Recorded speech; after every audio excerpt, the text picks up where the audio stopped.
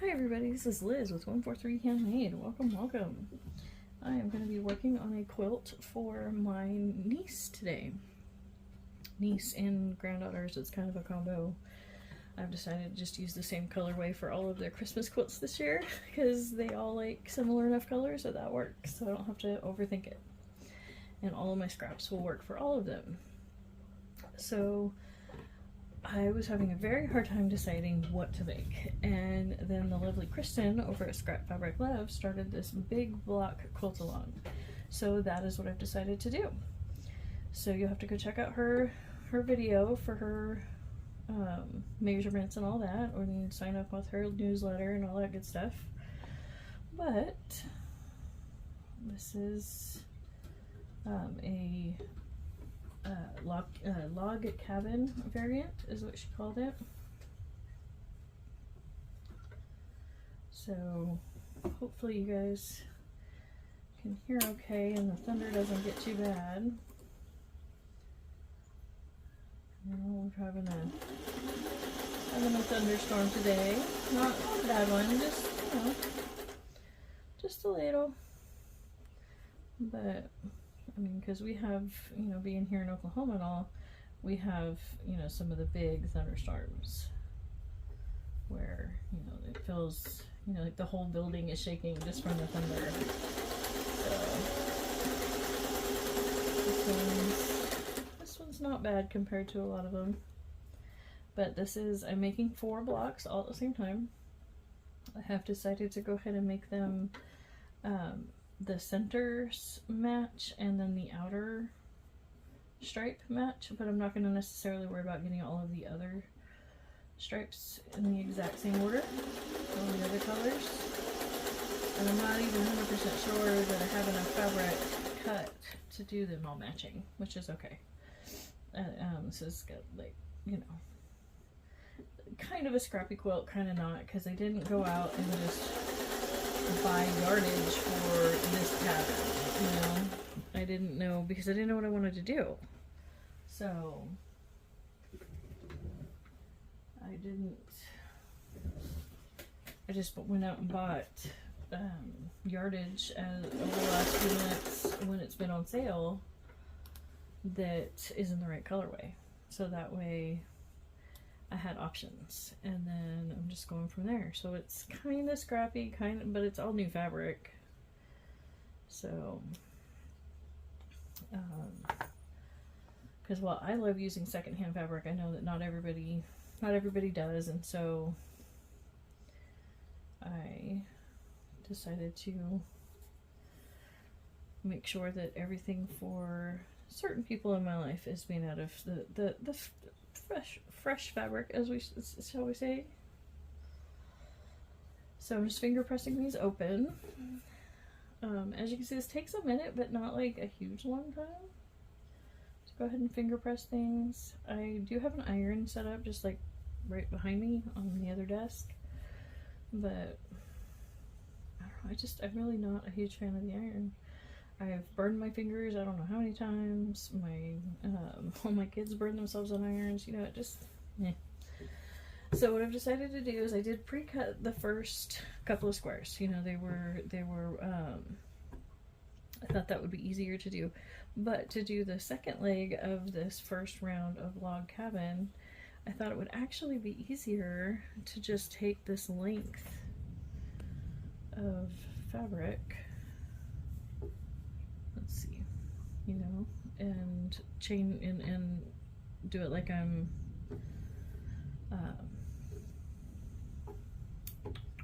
crumb quilting, that's what it's called, where you just take a strip and use out a whole bunch of small pieces to it. Yep, that's what I'm gonna do.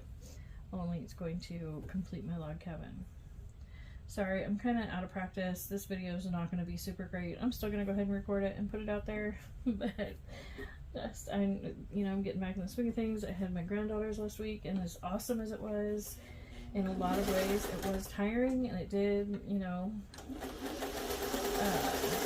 not really in the swing of things for recording anymore, you know. Put me in a different mindset, and so let's find my way back a bit.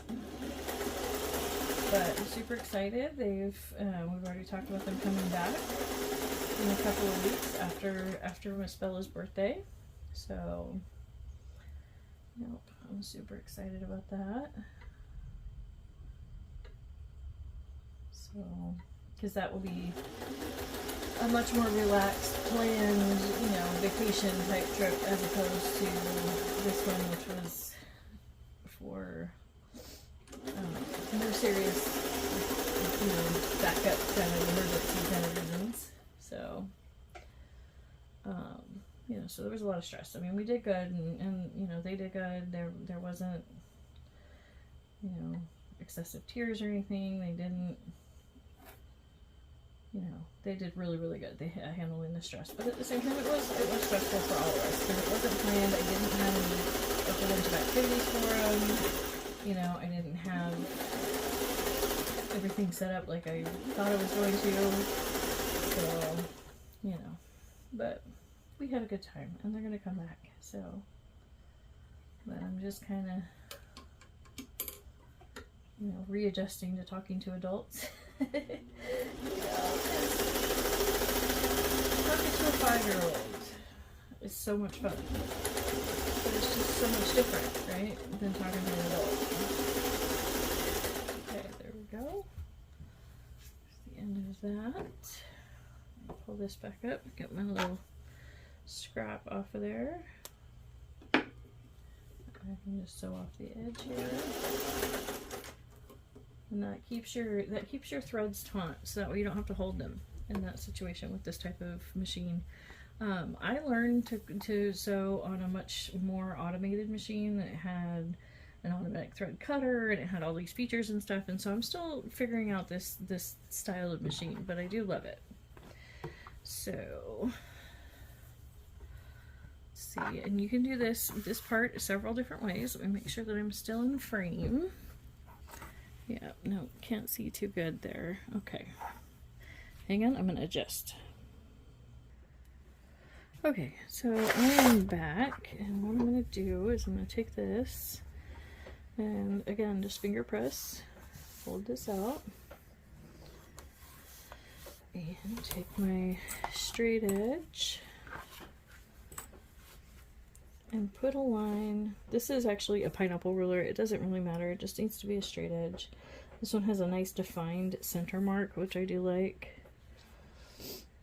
And I'm just going to trim this ever so slightly. There we go.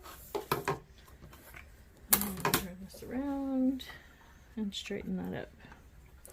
And that's how I'm just going to work my way down to strip, and that first round of the log cabin is complete. So I will catch up with you in just a moment. Okay, I have my pieces all trimmed and pressed and ready for the next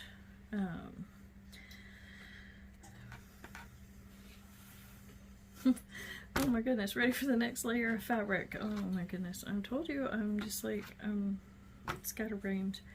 On Kristen's video, she actually gives you all of the exact measurements so you can pre-cut everything. I have decided not to do it that way. I pre-cut the first little bit, and now the rest of it I'm just going to run on the full width of fabric strips that I have cut to the appropriate lengths. I am just going to attach the blocks to that and then do the trimming, you know, like so, and then just trim it after it's done instead of trying to cut everything to size, because with trimming and everything it doesn't end up being exactly the same size every time, and so I try and measure as little as possible.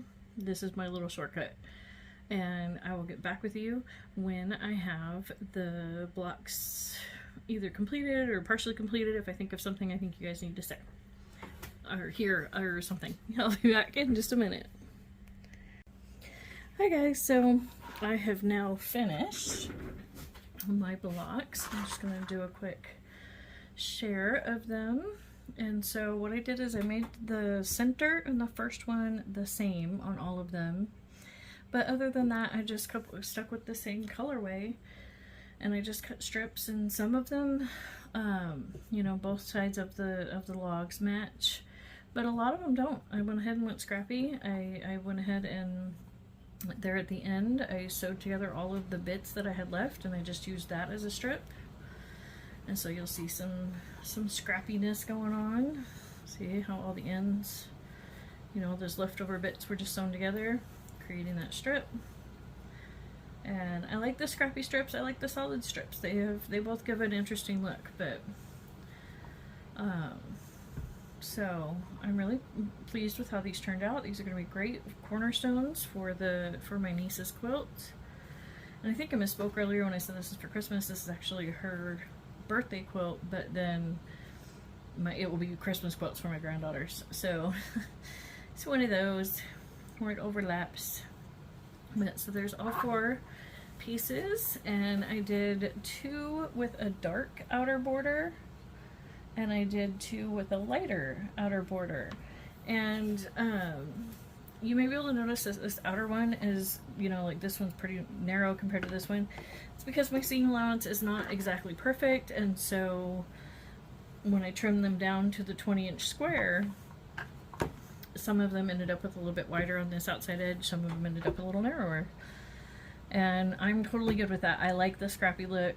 It works for me. I'm not a precision sewist, so you know, my niece knows that. She's gotten quilts from me for years now, and still super excited every time. So I'm good with that. Thank you guys so much for joining me, and don't forget to go check out Kristen over at Scrap Fabric Love and her quilt along to get all the measurements and whatnot, and I will be back soon. I can't tell y'all how much I appreciate every minute we spend together.